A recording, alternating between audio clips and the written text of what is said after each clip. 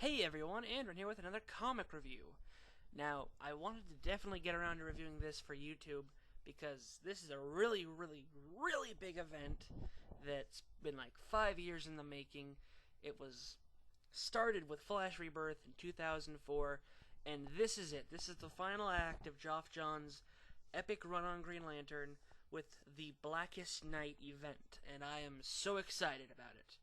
I am coming into this with a different perspective than a good majority of the readers. This is my first time ever buying like a full DC event. I bought Final Crisis issue number 6 just to find out the fate of Batman, but that's as close as I've ever gotten. And I'm only reading the main miniseries. I might start reading Green Lantern a little bit, but it's a little thing of cost. Now, there is going to be a spoiler warning, as I am going to talk about spoilers and obviously of the issue. So if you don't want to get spoiled, turn off the video. Blackest Night. Where have I heard that term before? It's familiar. It's like I've heard it in an oath or something. Hey, Kirby Crackle, first ever comic book band. What do you guys think about it?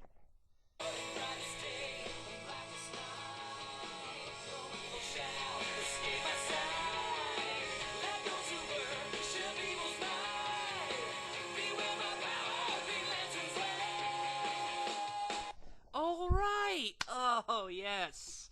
Oh, you guys, thank you. Thank you very much. I completely forgot. Blackest Night is in the Green Lantern Oath.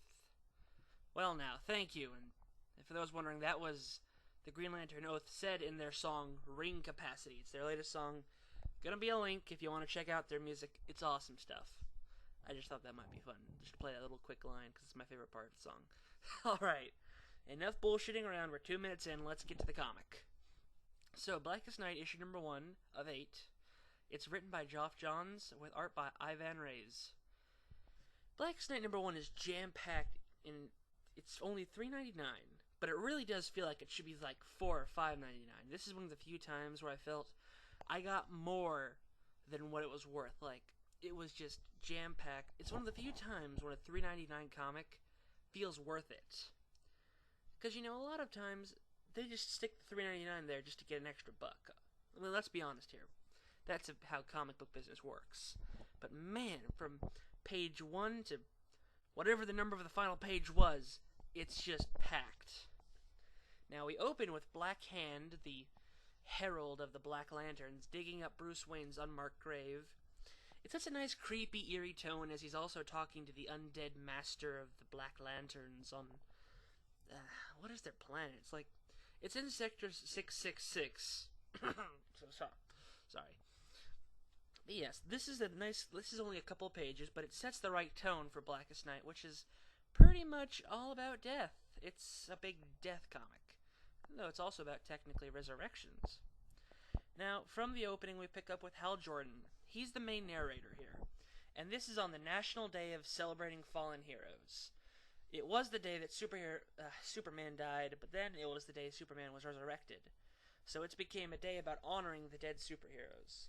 And Johns uses this in just a beautiful way to get us to connect with these characters, to show us how they feel of the lost lives, all the dead heroes, all the people gone, heroes, villains. It does a great job of establishing the connection these characters have and making us feel for them. Also, it's just a really nice holiday idea. Hal Jordan's narration is nicely done, but I admit it does tend to get a little tiring after a while. I mean, you can only talk so much before you need a therapist.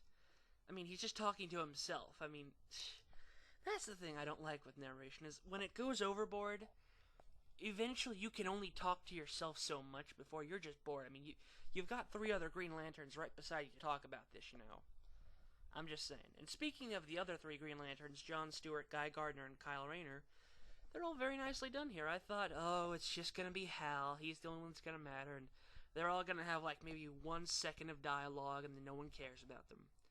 And admittingly, that is kind of what happens with John Stewart, but they all get their nice little moments. Now, also, Johns recaps quite a lot. He recaps John Stewart's ex-wife. Was she his wife? I can't even remember. And the whole planet that explodes because he made a mistake. He also recaps two loves of Kyle Rayner, the girl that got folded and stuffed into a fridge that just had to be shown again, and Jade, who disintegrated? I'm not sure. I don't follow Green Lantern. As I mentioned, my first time ever buying something like this. It's similar to what Ed Brubaker does in Captain America Reborn #1. A good amount of the issue is set catching people up for the new readers, which is pretty good, especially since I'm a new reader. That's my perspective on it. And for the most part, he does a good job there. Seeing as, when it comes to DC, all I've ever really done is follow Batman. Though, even as much as he tries to do so, there were some moments that left me just scratching my head, like Atom Smasher, like, he says his father died and some people died. I'm like, well, how'd they die? What happened? What's going on? Who is Atom Smasher? Does he not like the Atom? I would think not with a name like Atom Smasher. I would think that would make you and the Atom not very good friends at all. And Hawkman and Hawkgirl, they have a very big chunk of the issue to themselves. And they're discussing this apparent curse they have where they die and they're resurrected, and I don't know. It really does feel like something that should have been resolved in JSA, which is Justice Society of America. I mean, maybe John's just like, oh, I forgot to do that in my final issue. Crap. I'll stuff it into Blackest Night. And that's just my theory, but it kind of... in the end, it does feel worth it for some really heart-wrenching stuff when Hawkgirl is impaled by Sue Dibney. And her final words are, oh, surprise, surprise, I love you, to Hawkman. It was heart-wrenching, and I'll give him that much that at least made me feel, oh, crap. I don't feel good now. But, oh, surprise, surprise, Hawkman and Hawkgirl are dead. Ooh, that's brand new. I'll admit, I just wasn't a big fan of this whole scene between Hawkman and Hawkgirl. I thought it was very unnecessary. We could have easily skipped over it, or at least shortened it a lot. But that's just not even the whole thing. There's also Hal catching up with Barry Allen about all the people who have died since Barry Allen was dead and resurrected. And there's a really great shot, and Barry's reaction is just great. I mean, especially to Ronnie Ray and Ralph and Sue Dibney, two characters I actually did know about and liked.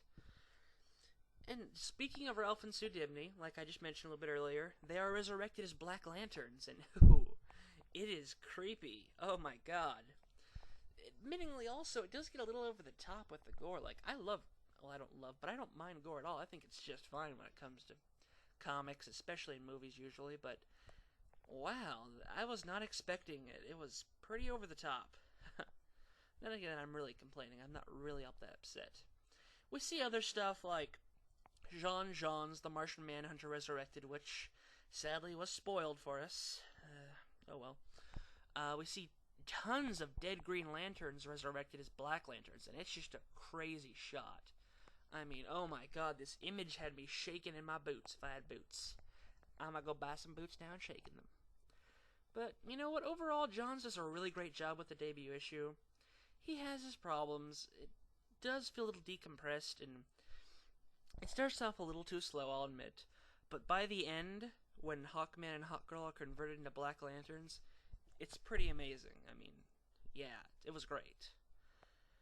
Ivan Reyes is an artist who I'm not really a big fan of, but he does a really good job here, especially on the detail in the big splash pages.